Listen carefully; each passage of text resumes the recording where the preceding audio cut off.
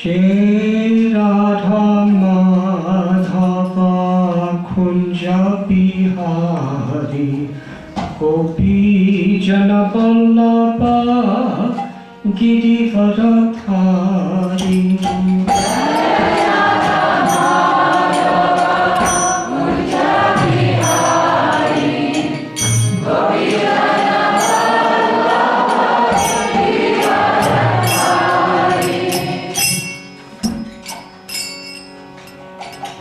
Jai Radha Madhava Kunja Bihari Gopi Jana Vallabha Girivardhari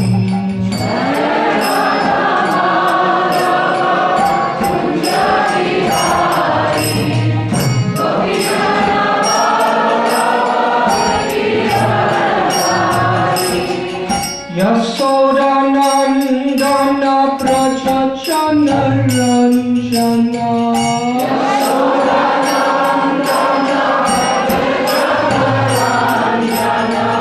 Yamuna Tira Panachari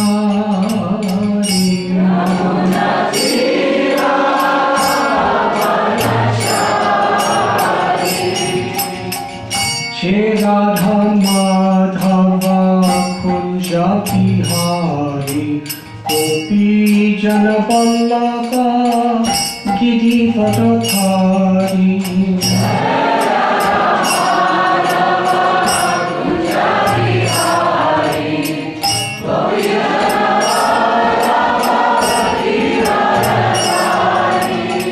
Jai Radha Madhava Kunja Bihari Gopi Jana Vallabha Girivardhari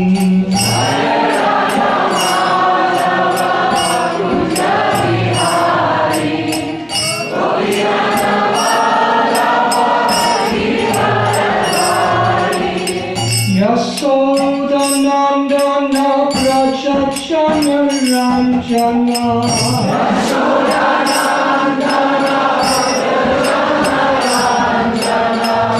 Yamuna Tira Panachari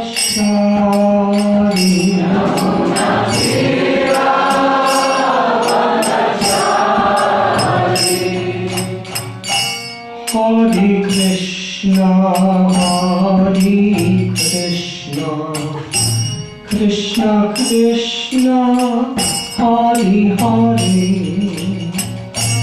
Hare Rama Hare Rama Rama Rama Hare Hare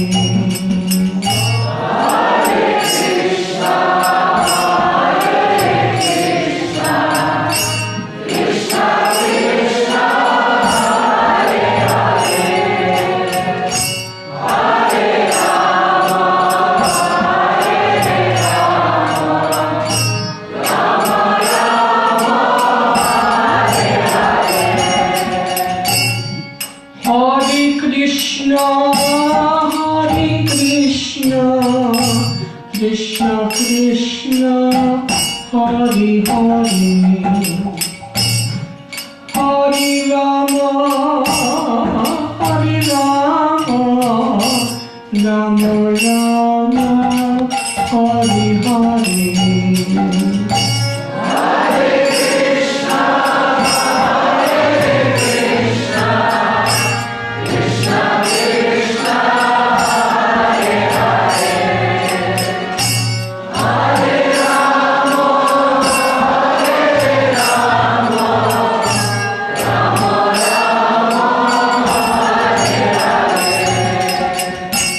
Hare Krishna, Hare Krishna, Krishna Krishna, Hare Hare, Hare Rama, Hare Rama, Rama Rama, Hare Hare.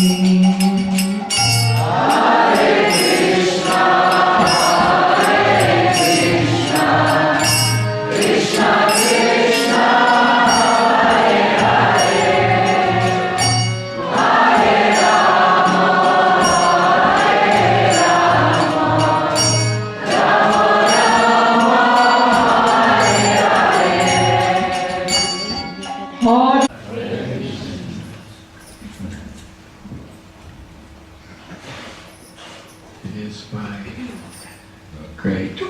honor to be with all of you this evening. Thank you. This morning we were discussing the subject of the forest of enjoyment.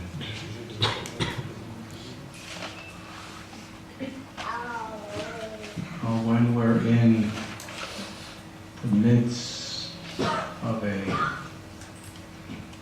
forest filled with snakes, cobras, vipers,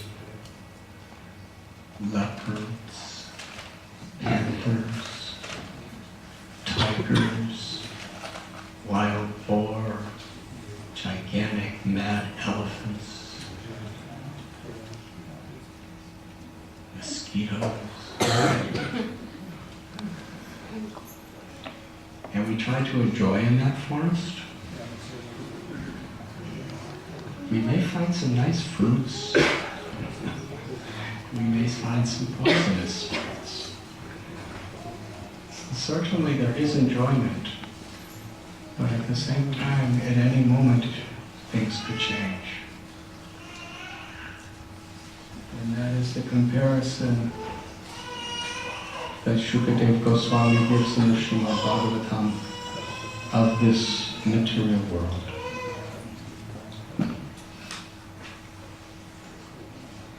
But as was explained this morning, the real enjoyment that we're looking for could be found in this world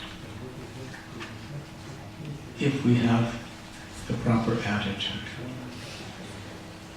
If we see the facilities of creation as opportunities to serve, then this world is a place of liberation. But if we see this world as a place to control, to exploit, to enjoy without connection to God or to Krishna, then it is this forest of enjoyment. There will be enjoyment sometimes, but we don't know what will come next. And we were explaining how great souls see the potential in all of us to become spiritually perfect. And their ability to see that within us is actually our greatest qualification. Srila Prabhupada was asked, what was our qualification? To learn about Krishna and to learn about Sri Radharani, the very supreme abode of all devotion and love. To learn about Goloka Vrindavan, the highest realm of sweet love in the spiritual world. To learn about Lord Chaitanya, who is Krishna in the bhav, the love of Radha. To taste it and to distribute it. What was our qualification to receive it? Srila Prabhupada, with utmost humility and honesty, he answered. He said, you had no qualifications. And he's speaking to all of us. He said, I made your qualifications. How did he make our qualifications? Because he saw the potential within us. He didn't see us as being male or female or old or young or black or white or red or yellow or brown, or he didn't see us as being Christians or Hindus or atheists or agnostics or Christians or Jews. He didn't see us in any of these relative ways. He dealt with our relative conditionings. He was very practical. We have to deal with the situation at hand and be relevant to a person's particular situation. Just like he spoke English to us. He didn't speak Bengali. Because We only knew English. He quoted Sanskrit, but then he would tell us what it means. So we have to be very sensitive to be relevant to a person. But for what purpose? The Gita tells, Vidyavanaya Sampane Brahmani Gavihastini Suni Chaiva Sopaki Cha Pandita Samadharshana. The real wisdom is to see everyone with equal vision. To see everyone is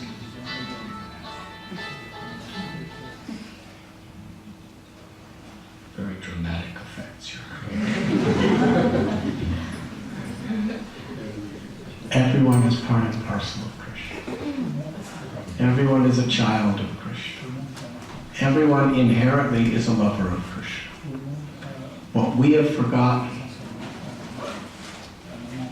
One time Srila Prabhupada was asked by some very challenging reporters, media reporters. He said, why have you come to our country? We have our own religion, we have our own culture. Why have you come? And Srila Prabhupada answered, he said, I have simply come to teach you what you have forgotten.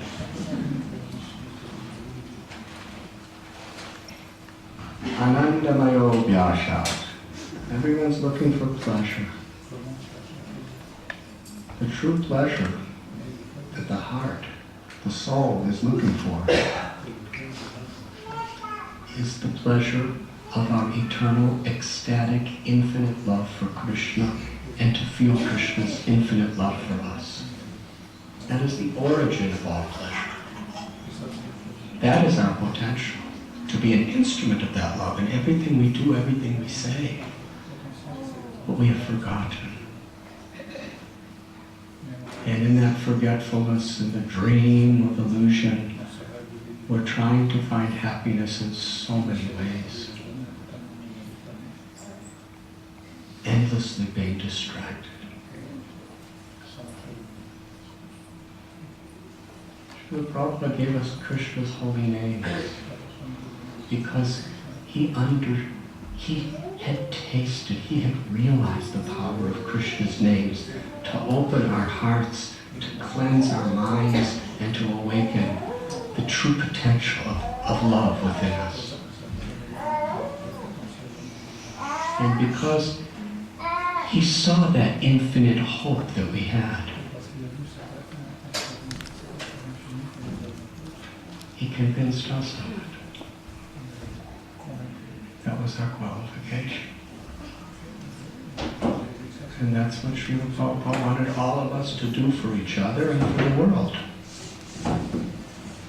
To see that potential.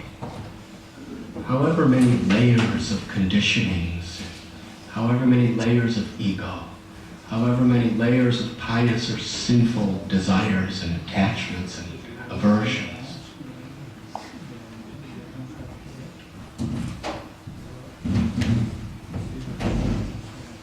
within all of us is that potential. It's Krishna. I will tell you a couple stories about how Lord Chaitanya taught this principle. With your permission, Prabhu. Senior god brother sitting before me. When Lord Chaitanya was in the South Indian tour, Krishnadas Kaviraj Goswami, he tells us how Sri Chaitanya Mahaprabhu, he distributed ecstatic love of God like at no other time. He was simply giving it everywhere, to everyone. When he was in the Karnataka area, Maharashtra, between Maharashtra and Karnataka, there are two incidents that some of his biographers explain that are very, very interesting. One, he came to a temple, and this was a temple very deviant, manipulative, evil people. And they had their temple, and they attracted people to come in the name of God and purity and religion, and their purpose was to exploit them. Especially young girls. They would convince these young girls to leave their homes, leave everything behind, and get married to the deity. Convince them that this is the ultimate perfection of life. That we are the representatives of the deity. And the deity has called you to marry them. So then they get married. They thought they did. And then they had, now if you do not listen to what we say, it is a great opera and you will suffer. And they had these young girls stealing. They had them engaged in prostitution. They had them engaged in plundering, in violent activities, sometimes even murderous activities. You know, these are the kind of people the anti-cult movement really could write a lot of articles about. But this was happening 500 years ago in South India. And at first, do you like this story? Should I continue? Okay. I warned you. At first they were feeling really guilty, but they didn't know what else to do because they were abandoned. These people were, they were like their slaves.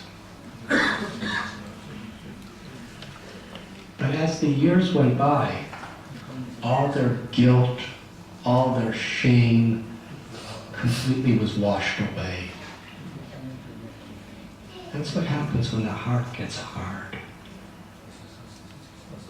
That even the cruelest, most evil, most malicious things, we don't even think there's anything wrong with it.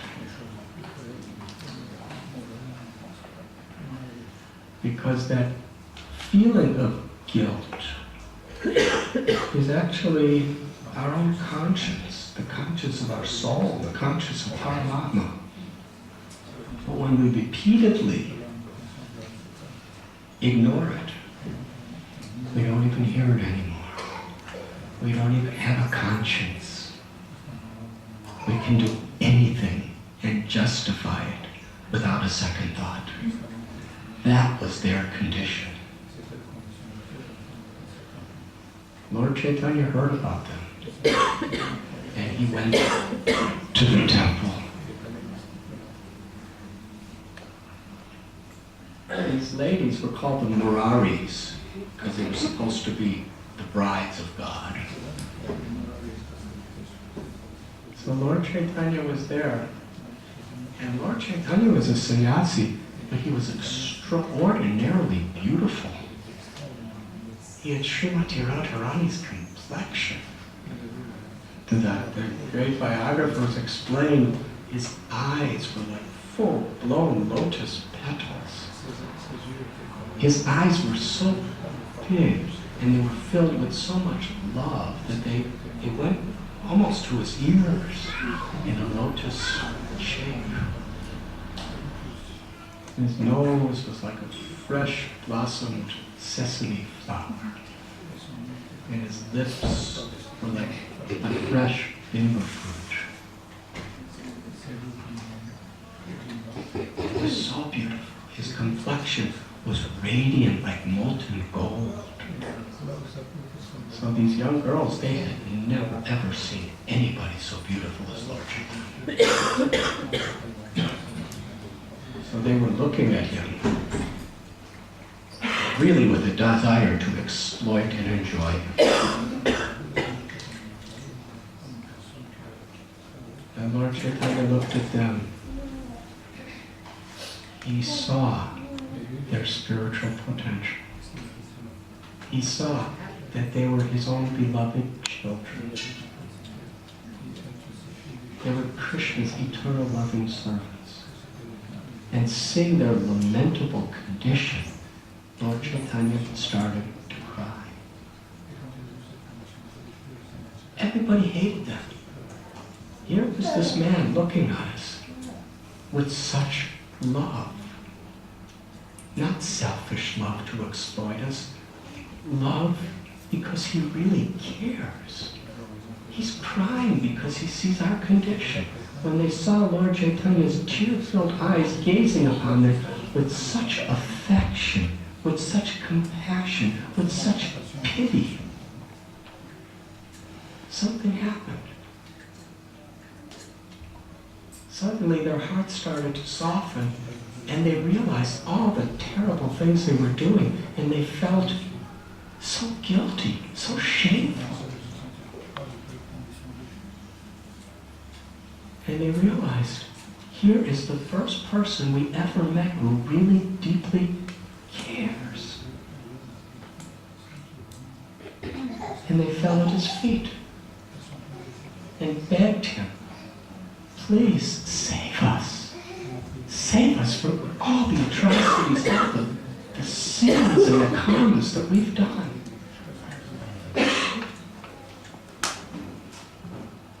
And Lord Chaitanya said, I want to teach you how to be a real consort of Krishna. We're all ultimately Prakriti. We're all Krishnas. We're all meant to love Krishna and be loved by Krishna. He gave them the holy names. He taught them how to live with character, with integrity. He gave them the courage, the strength, and the blessing to leave that place. And they became saints. They started going around and giving pure devotional service to everyone they met. How did that happen? The same principle as Srila Prabhupada in 26 Second Avenue, or Frederick Street in Hay-Ashbury. Lord Chaitanya, he believed in what we could be. And he reminded us. And he cared.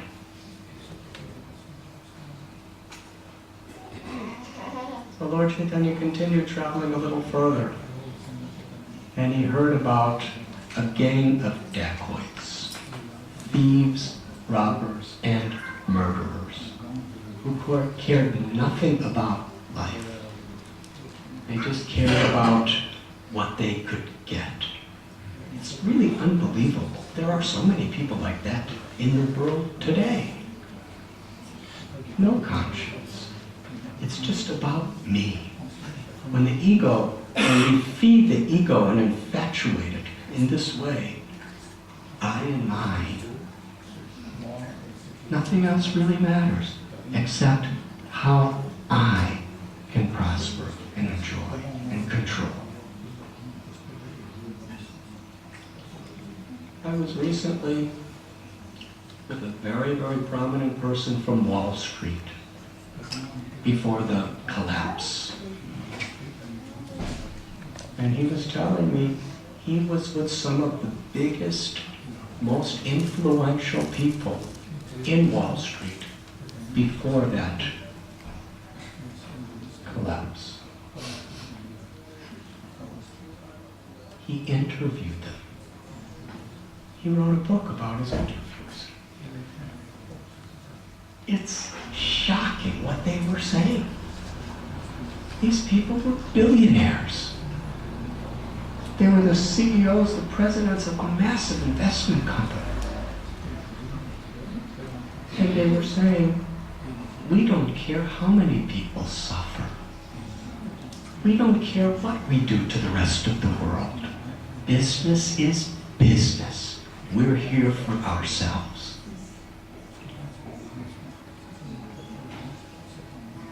It's that consciousness that has caused all this economic strife all over the world.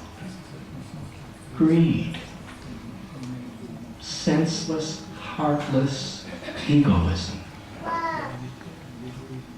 I'm the controller, I'm the proprietor, I'm the enjoyer. It doesn't matter. Life is meant to fulfill those purposes. And if there's some casualties all over the world to fulfill my purpose, that's business. Anyways, these men, they weren't wearing Wall Street clothes. They were dacoits. And the leader, the chief, his name was Nauroji. He was a very evil man, extremely powerful.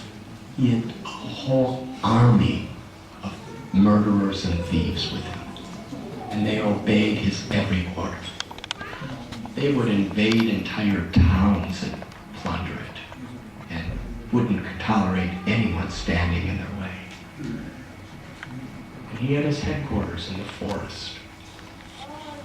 So Lord Chaitanya asked where he was. And people said, no, no, you don't want to go there. He said, no, no, I'm going. He said, no, don't go, you're a Swami. He said, they will steal, they will take anything from anyone. Lord Chaitanya said, but I'm a Swami, what do I have to steal? He said, you don't know these people. They are so addicted to the smell of bloodshed, even if you don't have anything, they will kill. That's the way some people are. My beloved god sister Yamuna Devi, who passed away last year. She was in 1971, in the month of end of November, December. Actually, I was living in Vrindavan at that time.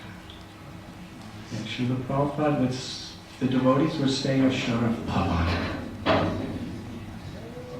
which was near the main road. And Srila Prabhupada was sometimes staying in his rooms in Radha Damodar temple.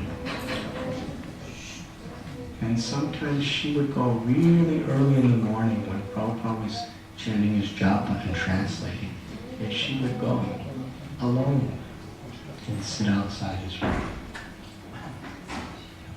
And he knew she was there, and he called her in. He said, how did you come? She said, I walked. He said, in the dark? She said, yes. He said, it's very dangerous. She said, but I don't have anything. He said, these dacoits, they will kill anyone for a simple lota, water pot. There are people like that. So Nauroji was like that to the extreme.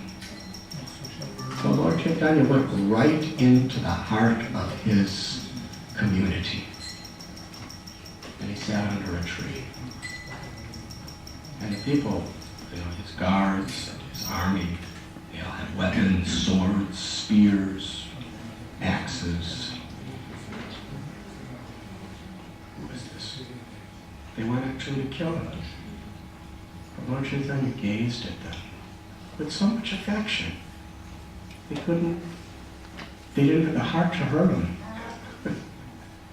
So they went and told their chief that there's a Swami here. So the chief was very upset. Who is it? There is no trespassing here. Why is he here? So he told his guards, bring him here to see me. He was very angry.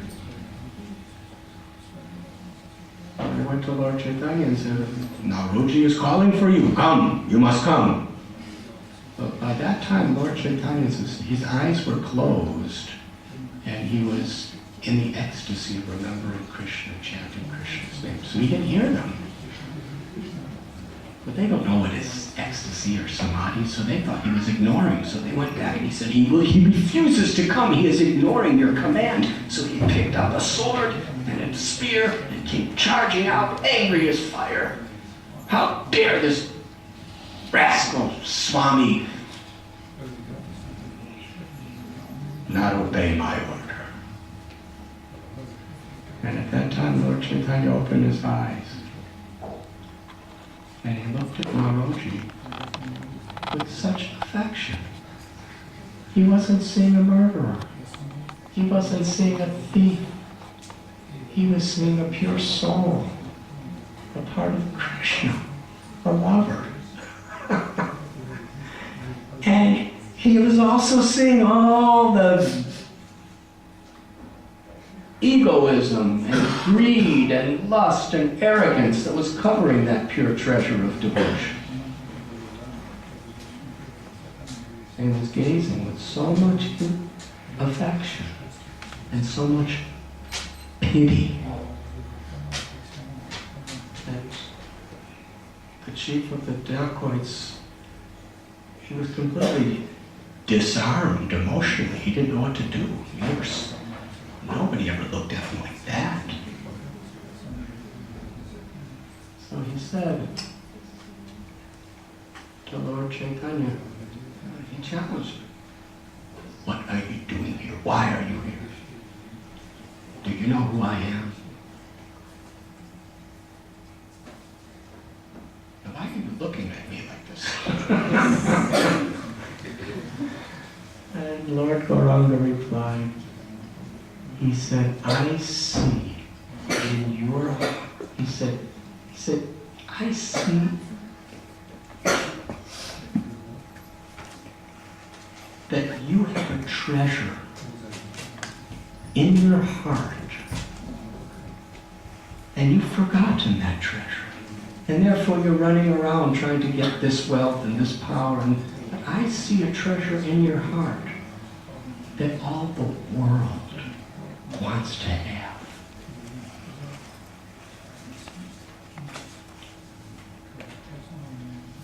And Naroji, what are you talking about?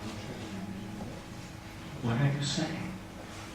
Lord Chaitanya said, "I see in you a great devotee of Krishna."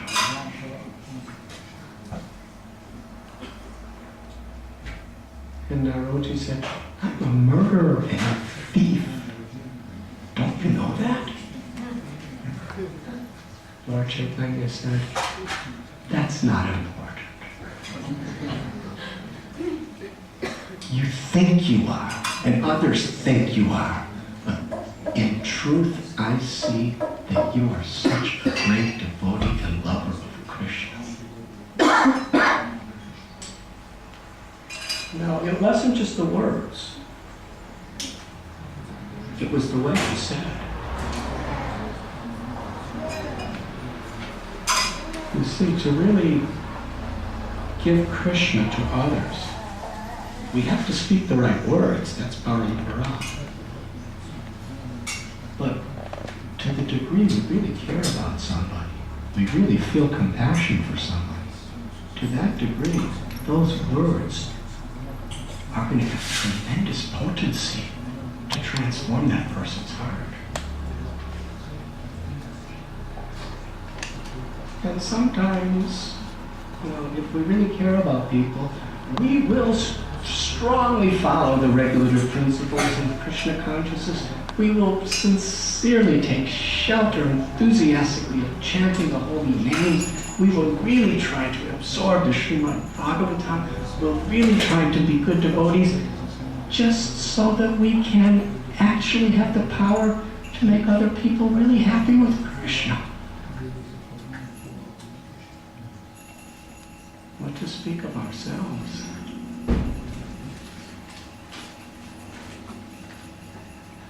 So when Lord Chaitanya said, "You're a great devotee of Krishna," Naroji said, "Are you serious? Do you really mean that?" And Lord Chaitanya said with great conviction, he said, "Yes." Naroji put down his weapon, his spear and his sword and his axe. He said, "I've wasted my life. In the illusion and the dream, I've done so many terrible things, but now you've awakened me. I want to follow you wherever you go." And then he turned to all of his army and he said, You can get a new leader. I'm following this Swami, wherever he goes. Or else you can take to the path of bhakti also. So Lord Chaitanya explained to him the principles of how a Vaishnava lives. And then Lord Chaitanya was about to leave. And Narodi said, I want to come with you.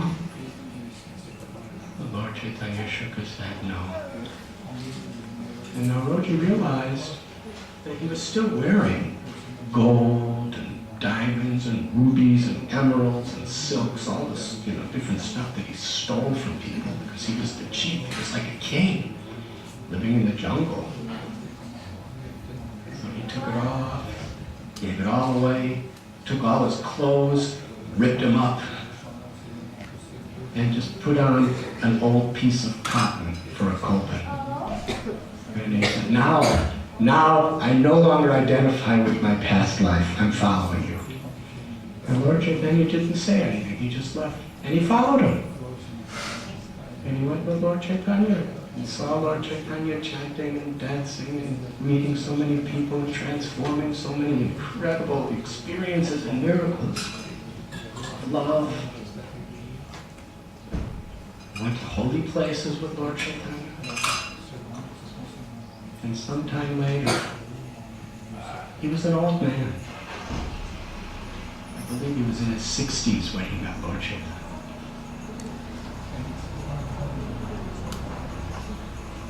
And he got sick on the journey. And he was dying. And as he was dying, Lord Chaitanya called him. And Lord Chaitanya took his head and put it on his own lap. And was petting his hair. And with tears of affection, chanting Krishna's names.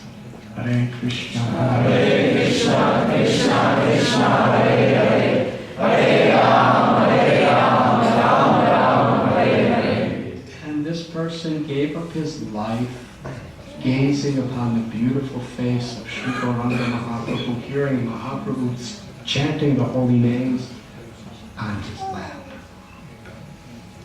But he attained the ultimate perfection of Goloka Vrindavan.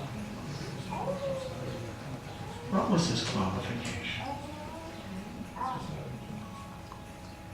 Lord Chaitanya saw that devotion to Krishna, and with his compassion and conviction reminded him.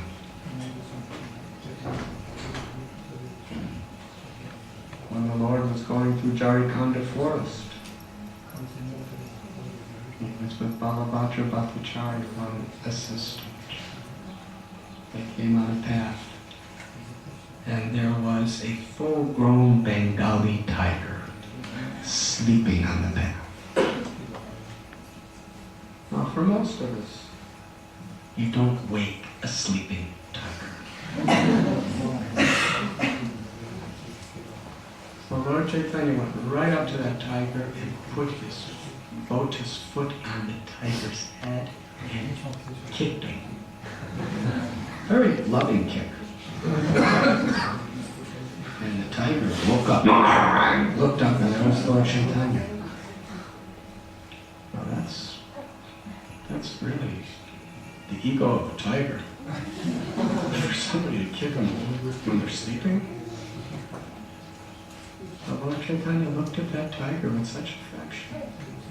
And Lord Chaitanya said, rise and chant Hari Hari. And what could the tiger do? Lord Chaitanya said it. He wasn't speaking to his tiger senses. He wasn't speaking to his tiger brain or mind or intelligence.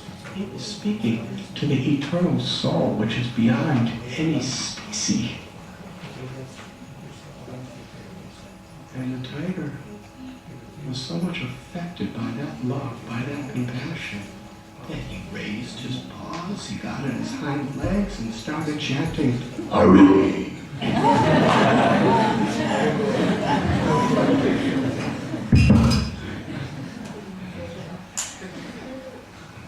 This was not made for tigers, this microphone. Hooray! Tears were pouring from his eyes, and all his hairs, and tigers have a lot of hairs, they were all standing on end. He was in ecstasy. And Lord Chaitanya did the same thing to packs of wild elephants. And then a beautiful story. So many tigers were following on one side of him, so many deer on the other. And tigers and deers are natural enemies, for obvious reasons. Tigers eat deers. So therefore deers are 24 hours a day in fear of tigers. The fear of a deer. And tigers don't look at the deers and say, oh, they look so nice, so innocent. They just see them and they just see tasty flesh and blood. That's all. So Lord Chaitanya saw that there were tigers following, deers following, and he turned around and told them all to chant Hari Hari. Hari Hari. And they all started chanting Hari Hari. And Lord Chaitanya awakened within them such a deep spiritual state when they chanted Hari Hari that each deer paired off with a tiger. And they danced together. And then each tiger and deer embraced. And according to Chaitanya Charitamrita, each tiger and deer kissed each other. This is history.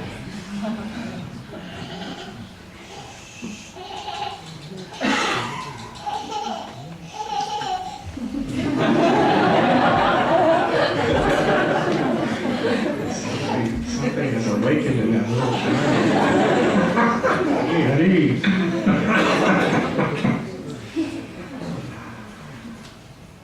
And when Lord Chaitanya saw this, he smiled, and he was so happy that the tigers and deers were now loving friends.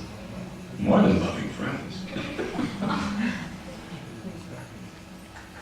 Their kissing was an expression of pure spiritual love, something that we can't imitate. But when Sri Chaitanya Mahaprabhu saw this, he smiled and he recited a verse from the Srimad Bhagavatam. How in the land of Vrindavan, because Krishna is residing with Sri Radha, Sri Balaram, because everyone wants to please Krishna, because everyone is attracted to Krishna, everyone loves each other. There may be competition for the purpose of creating an intimate dynamics within the service of Krishna. But even the competition is steeped in deep respect, affection, and love. Everyone is a well-wisher of everyone. And the Bhagavatam tells even the ordinarily inimical animals of the forest are lovers when they're conscious of Krishna. So this is actually what it means to be Krishna conscious. Sometimes we have a very shallow conception that yes, I'm a Vaishnava.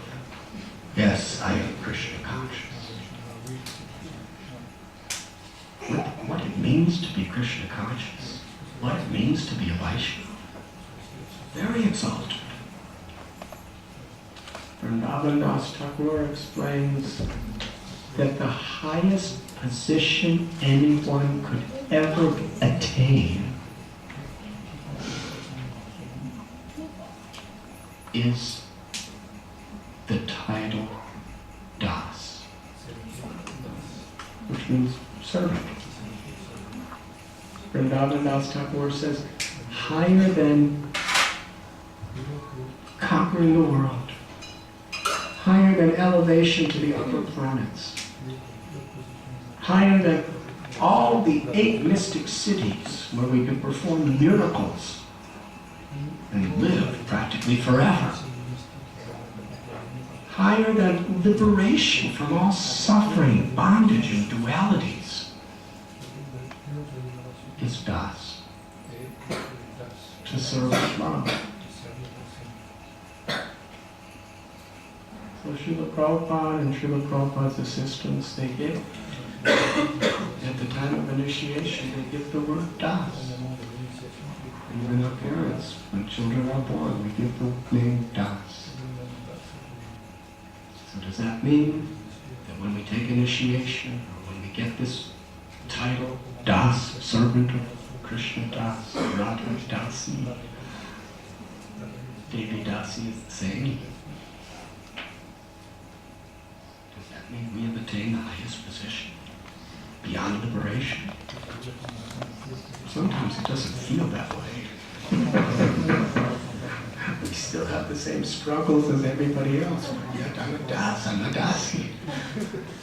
What does that mean? That means when Srila Prabhupada will give us initiation, when we get that title, he's opening the doors to give us the chance to actually attain that platform. But it takes sincere dedication, sincere surrender to the spirit of bhakti in every aspect of our life to actually realize it. What it means to be a lover of Krishna. To love means to serve with no selfish motivation.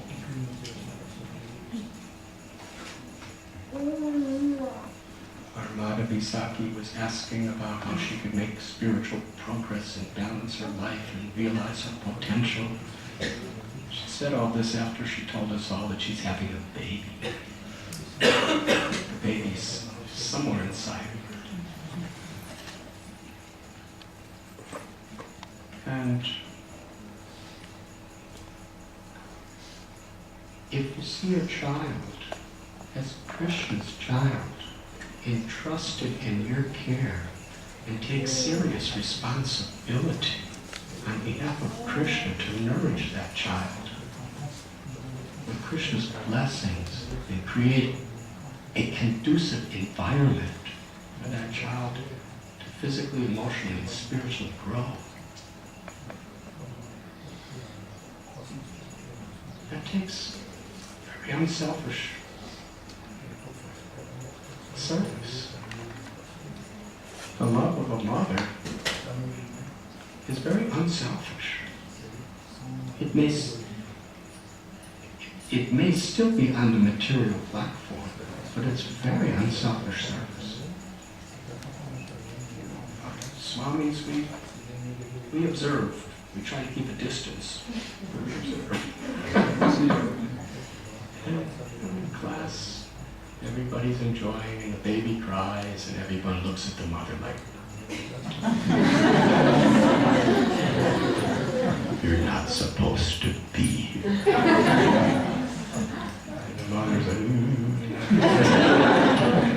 and she gets up and runs out. Sometimes all night long, sometimes mothers tell me, it's so hard to chant because sometimes my baby keeps me up all night long. Not to speak of, when they're babies, they don't know how to use toilets or anything like that. They don't even know how to go out in the field and dig a hole in the ground like animals do. They just do it. And, they're doing it for the mother. She's the sanitation department. Don't get paid. And very, very seldom does the father ever appreciate it. The male ego, the female ego, it's like that. I can't tell you how many ladies my husband just doesn't appreciate anything I do. I'm taking care of his children, I'm cooking, I talk to the husband, don't you care? Yes, of course I care. Well, You really, I care so much, I appreciate so much. Do you ever tell her? Why should I tell her?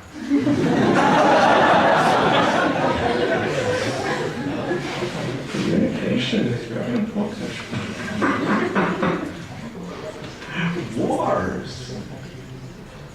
Wars start because of communication gaps. To speak of wars in the house, wars of the country, wars of the planets.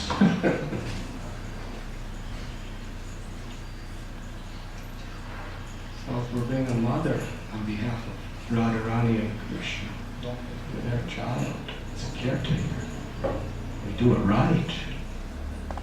The more we have love of God, the more we can give our child. So that's the motivation force. You can't give what you don't have very well. I love my child. I want to liberate this child. So I have to take shelter of the holy name. I have to somehow or other moderate my anger and my emotions in such a way to give this child the best. I need to be listening to these classes so I have the right perspective. Otherwise, what can I give? So to be a mother, to be a father, to render that selfless service was spiritual interest as well as the physical and emotional interest of a child. The process will make us perfect. Because we're so motivated to access that grace within ourselves so that we can be an instrument for others.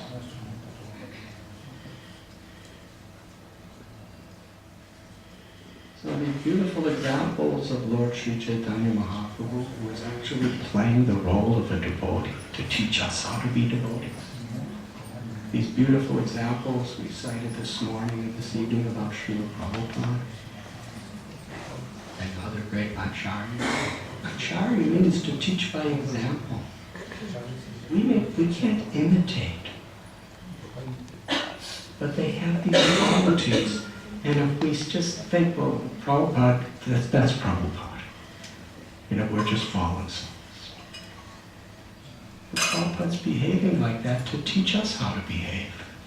We can't imitate, but we have to follow in the footsteps. Mahajano Yenagata Savanta, that's the path of perfection. So to emulate the spirit, even in a small way, sometimes Prabhupada would tell us, just do as I am doing.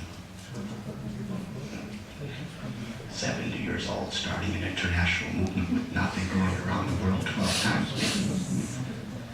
writing all these Sanskrit translate. We can't do that. But the spirit of watering the root of the tree, pleasing Krishna, and knowing that the greatest thing that pleases Krishna is being an instrument of His grace to inspire others to connect with Krishna, to love Krishna. All of us can attain perfection if we just follow that spirit sincerely. Srila Prabhupada saw that hope, that possibility in all of us. And it can be realized.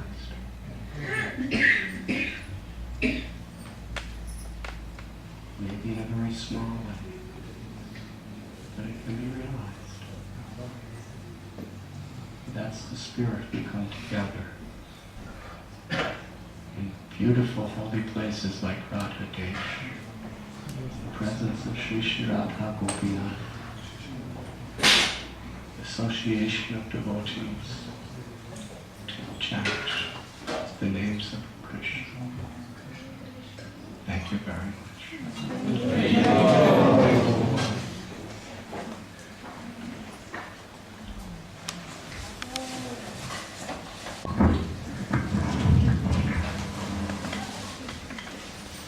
Maharaj, I have nothing to add. But perhaps I could ask you a question.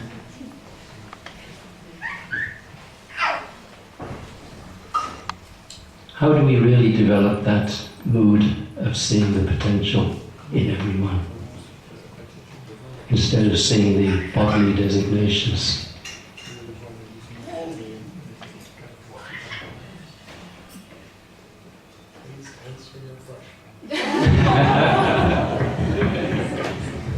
No, I'm asking you, Maurice.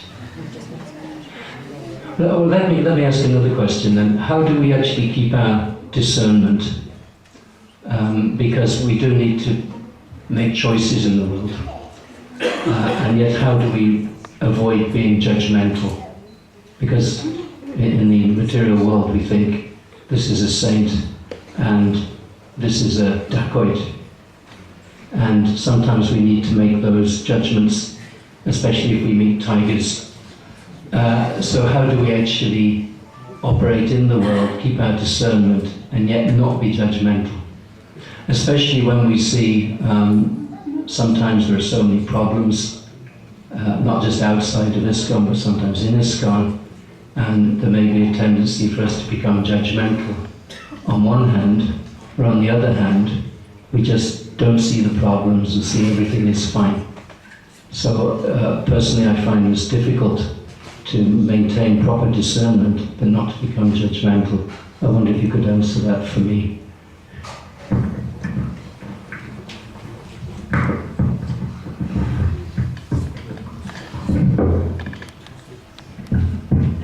You are so practical.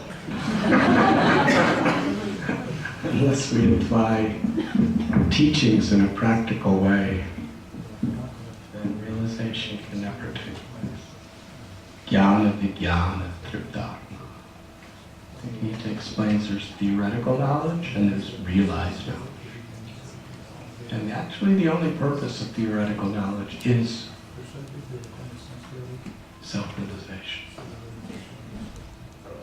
We have a map that shows us the way to Amsterdam. And we sit here looking at the map, studying the map, memorizing every road, every crossing, the terrain. And we tell everybody all about it. We just sit here. And what is the use? The whole purpose is to get us there. The whole purpose of all this wisdom and knowledge, philosophy and logic is to actually apply to our life. When we apply it to our life in a practical way, we grow in realization and wisdom.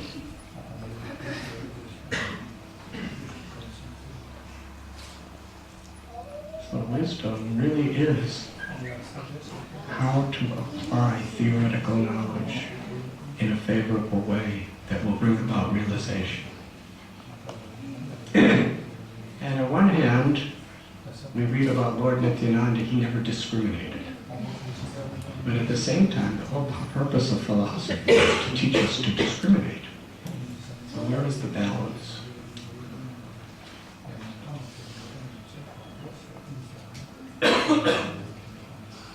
Mahat sevam dvaram apurva muktes tamadvaram yoshita samvisamba.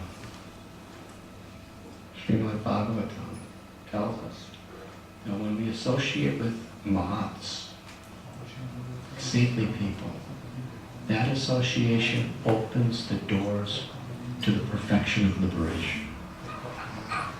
And when we associate too intimately with people who are proud and envious and selfish, that association opens the doors to perpetual ignorance.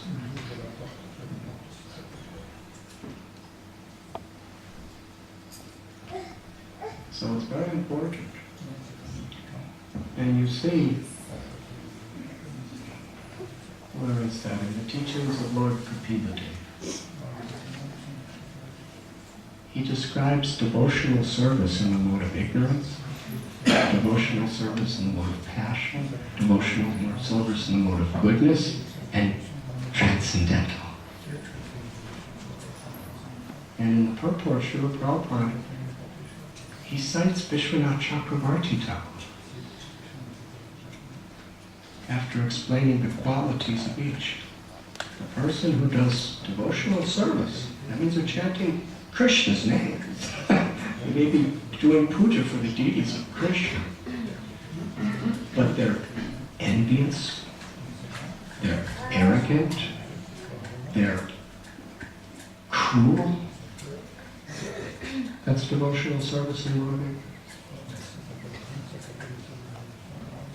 Devotional service in the mode of passion is what we really want out of it is prestige, position, power, profits. And Prabhupada tells us himself, and quotes from the great acharyas, that we should be very careful not to mix too intimately with devotees in the modes of passion and ignorance. But the devotional service in the mode of goodness means we're doing it without attachment to anything. And transcendental devotional service means we're genuinely doing it because we want to please Krishna, without our own ulterior motives. So as far as possible, when we understand the teachings, we are given a vision by which we can analyze. And Rupa Goswami tells the symptoms of surrender. The first two are to accept what's favorable for devotional service and to reject what's unfavorable. So we have to be very intelligent this way. And we have to be very sincere. Sadhu sangha, sadhu sangha, sadhu sangha. And Prabhupada explains, for devotees in the mode of passion and ignorance, we should offer all respects and obeisances to them, but we should keep a little distance. And we should really, really seek the association of those who inspire us in pure devotional service. So it's not our position to disrespect anyone. It's not our position to judge anyone, but it is our position to evaluate what's actually favorable for ourselves. If somebody's criticizing others, somebody's finding enjoyment, finding politics, and in various sinful activities, we can be a friend, we can offer respects. They're devotees. There's a lot of marks on the moon, but still the moon is there. They're devotees, so we can respect. But we're not going to gain much from that. We're going to gain and we're going to be empowered and we're going to, if we associate too much with that energy, it's going to bring us into that energy. So if we really want to help those people, even, and anyone else, we have to help ourselves first. Like Srila Prabhupada said, if you want to save people who are drowning, you have to learn how to swim.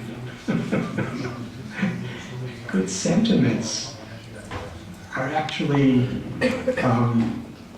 good sentiments are realized when we're practical.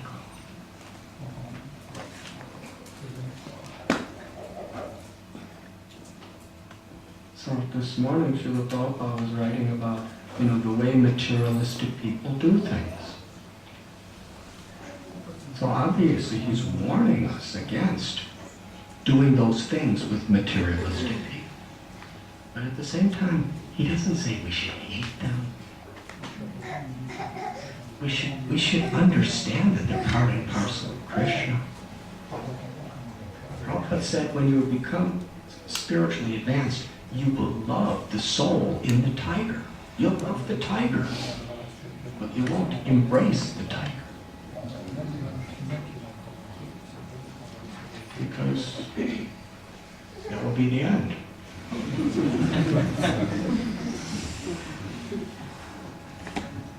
So discrimination is important, but it should not be judgmental discrimination. When a doctor sees, if you go to see a doctor, and the doctor says, you have malaria. And you say, why are you criticizing me? He says, I'm not criticizing you.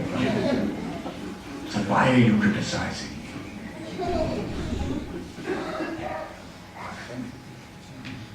Just want to give you the medicine so you get better.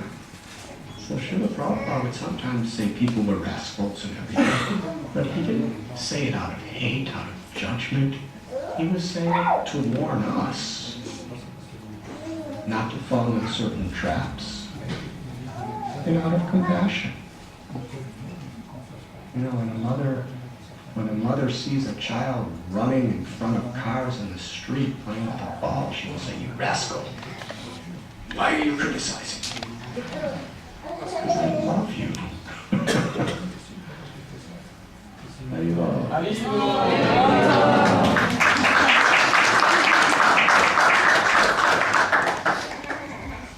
Now I'm speechless. Does that answer your question? Do you like to add anything? Usually when great scholars ask a question, they already know the answer. They just want it.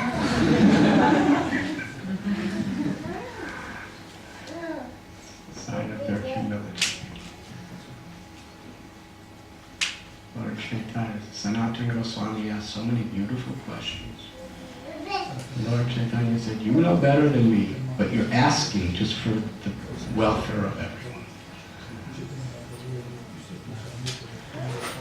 Is there any other questions?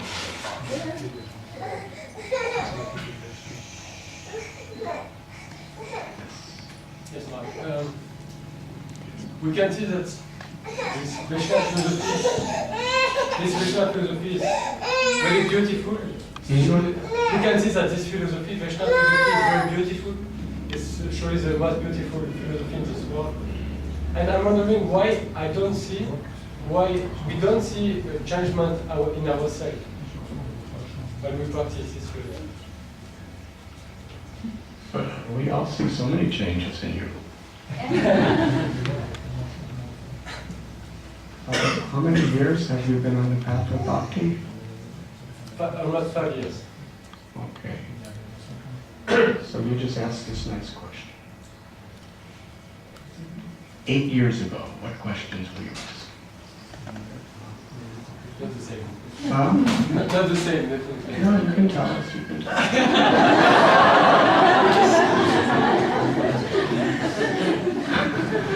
You shouldn't tell us. Just the fact, before we come to the path of bhakti, most of us, our aspiration and our goal in life is very much to serve the ego, to serve the senses, to serve the ever-changing desires of the mind, yes, and to enjoy in so many different ways. And now, okay, we may not be Paramahamsas, transcendental, but how we have changed. Now our aspiration is to become pure. Now our aspiration is to overcome these unwanted things. Now we're asking questions, how to realize this great teaching. So our change of values is a very, very major change in a person's consciousness.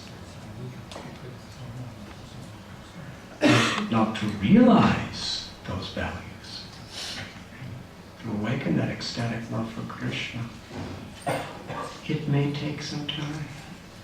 After all, we've been cultivating the ego for perhaps millions of births. And we've been cultivating the seed of devotion within this field of egoistic weeds that are growing to the sky for 5 years. Yes? Be a little patient. Rupa Swami explains 2 symptoms of surrender, shakunti, our enthusiasm to do the right thing, in bhakti, in patience.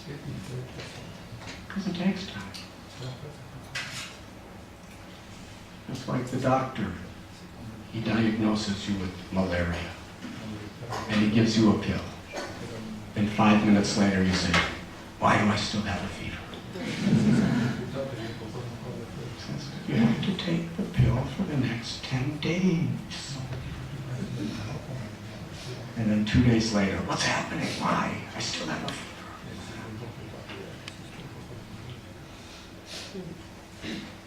This fever of material ego,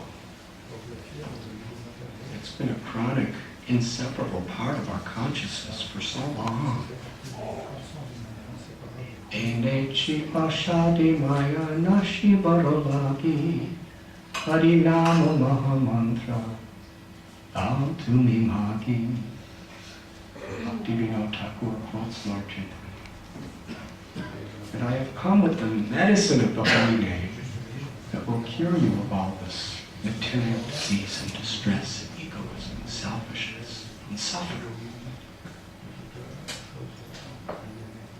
But medicine, sometimes it takes time. You know, if you go to an Ayurvedic doctor, they'll usually give you medicine and they want you to take it for a couple of years because they're not just dealing with the symptoms. Symptomatic relief just kind of makes you, it kind of distracts your body away from the cause.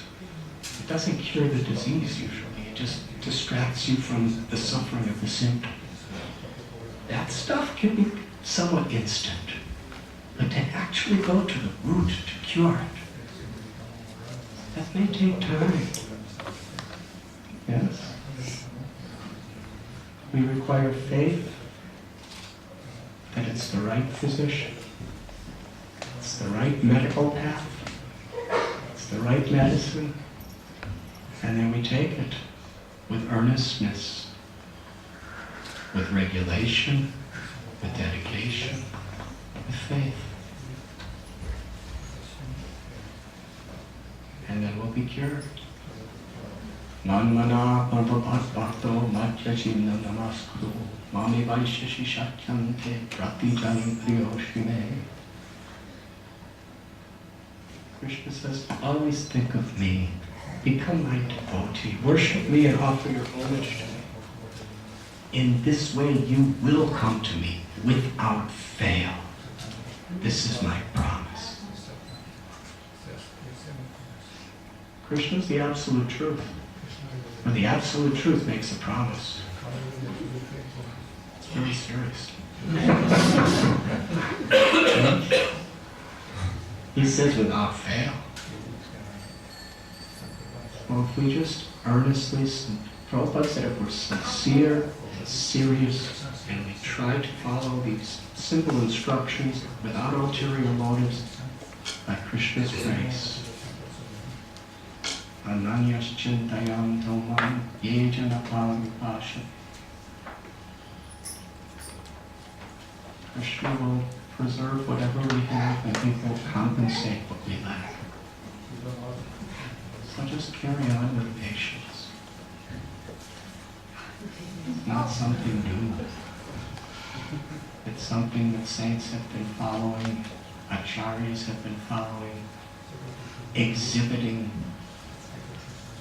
exemplifying, writing about since the beginning of time. Does that answer your question? We'll be enthusiastic, follow nicely, sincerely, and be patient. 10 years, 20 years, 30 years, 40 years, 50 years is not much.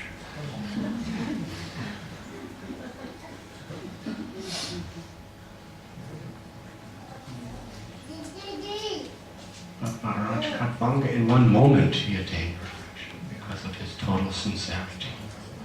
And we could do that. But sometimes it takes time to get that sincerity.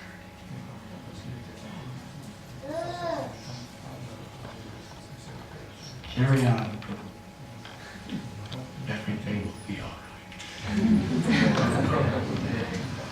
Krishna's there.